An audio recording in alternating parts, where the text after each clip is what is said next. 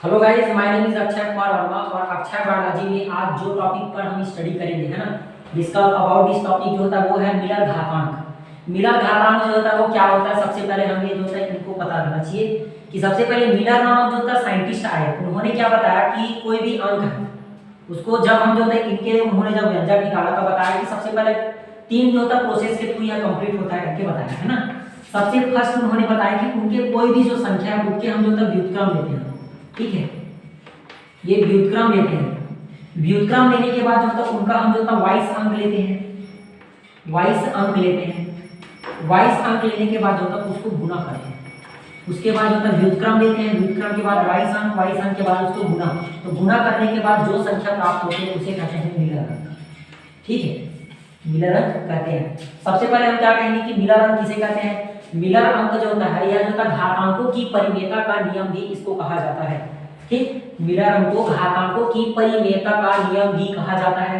इनमें सबसे पहले जो होता है वाइस अंक के जो होता है व्युत्क्रम लिए जाते हैं, वाइस अंक के सबसे पहले व्युत्क्रम लिए जाते हैं। इस व्युत्क्रम को लेने के बाद जो होता है उसको गुना करते हैं। गुना करने के बाद जो होता है जो अंक हमें जो होता है मिलता है वही अंक कहलाता है मिलर अंक, ठीक है। तो इसको जो होता है मिलर नामक जो होता है साइंटिस्ट ने जो होता है सबसे पहले जो होता है आइडेंटिफाई किया। तो सबसे पहले हम ये लिख सकते हैं कि मिलर अंक किसे कहते हैं। मिलर अंक वाइस अंक के जो होता है, वाइस अंक के जो होता है सबसे पहले जब हम व्युत्क्रम लेते हैं, वाइस अंक के व्युत्क्रम लेने पर उसको जो होता है गुना करते हैं। गुना करने पर जो संख्या हमें जो होता है प्राप्त होती है इसे कहते हैं मिलर अंक, या कि घातांकों की परिमेयता का नियम, ठीक है। अब इसके उदाहरण देखेंगे कि वास्तव में जो होता है व्युत्क्रम क्या है, वाइस अंक क्या है, उसको गुना करेंगे तो कैसे जो होता है संख्या प्राप्त होगा उसे मिलर अंक कहेंगे, ठीक है। तो सबसे पहले मिलर अंक, सबसे पहले जो होता है मिलर घातांक में हम सबसे पहले क्या करते हैं कि वाइस अंक लेते हैं।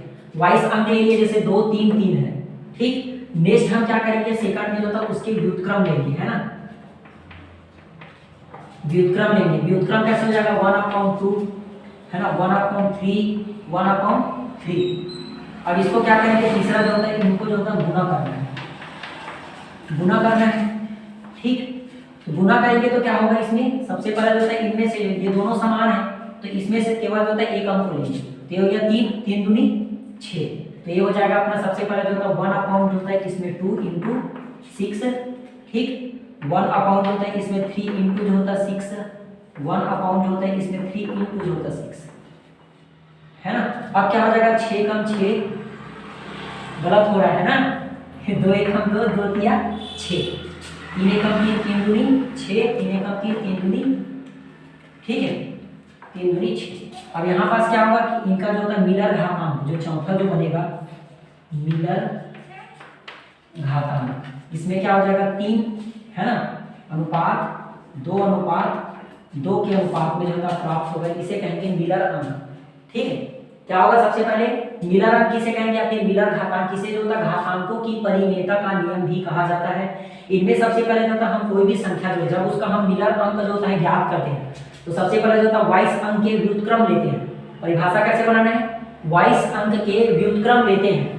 वाइस अंक के होता है व्युत्क्रम लेने के बाद उसको गुना करते हैं। गुना करने के बाद जो होता है जो संख्या बनता है उसे मिलर है ना घातांक कहेंगे, और इसे घातांकों की परिमेयता का नियम भी कह सकते हैं।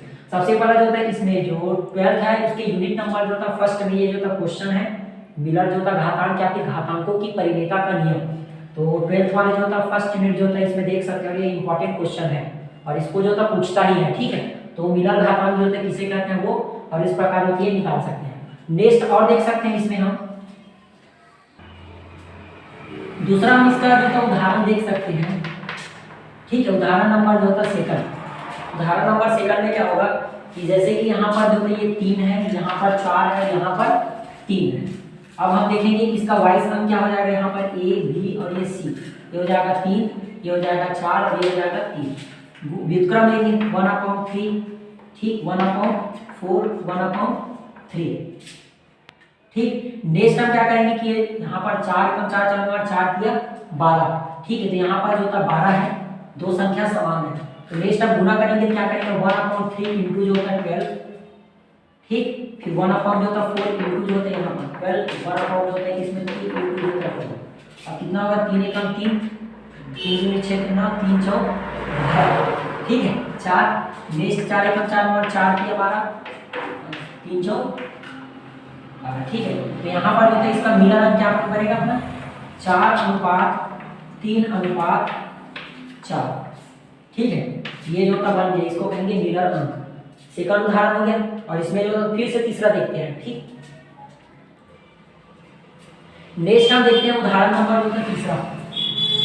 ठीक, 2, 3 और 2 और इसके वाइस अंक लेंगे तो ये हो जाएगा अपना A B C। ये हो जाएगा अपना 2 3 2। ठीक है, व्युत्क्रम लेंगे तो 1/2 1/3 1/2। यहाँ पर 2 बराबर है तो क्या करेंगे 3 दूनी 6। नेक्स्ट यहाँ पर गुना करेंगे तो 1/2 होता है इसमें 2 × 6 1/2 होता है 3 × 6 1/2 × 6।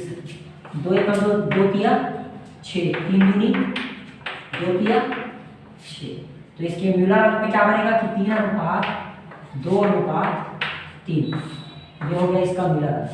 क्वेश्चन अगर पूछता है तो यहाँ पर मिलर घातांक किसे कहते हैं तो क्या लिखना है मिलर घातांक वाइस अंक के जो होता है व्युत्क्रम लेते हैं। सबसे पहले क्या है वाइस अंक के व्युत्क्रम लेकर उन्हें गुना करने पर जो संख्या यहाँ पर बनती है उसे कहेंगे मिलर घातांक। और मिलर घातांक को ही घातांकों की परिमेयता का नियम भी कहते हैं। और ये इंपॉर्टेंट क्वेश्चन है तो ये उदाहरण जो है उसको आप नोट कर लेना। और उसके बाद जो होता है इसको ज्यादा से ज्यादा जो होता है ना जो देखना इसमें और इससे जो होता है रिलेटेड क्वेश्चन जो है उसको बना के रखना। ठीक है, तो आगे जो है वो जो होता है इसी 12th में भी जो होता है केमिस्ट्री में जो होता है पूरा आएगा वीडियो। तो चैनल जो होता है उसको ज़्यादा से ज़्यादा जो होता है लाइक कमेंट एंड जो होता है सब्सक्राइब कीजिए और वीडियो से जुड़े रहिए।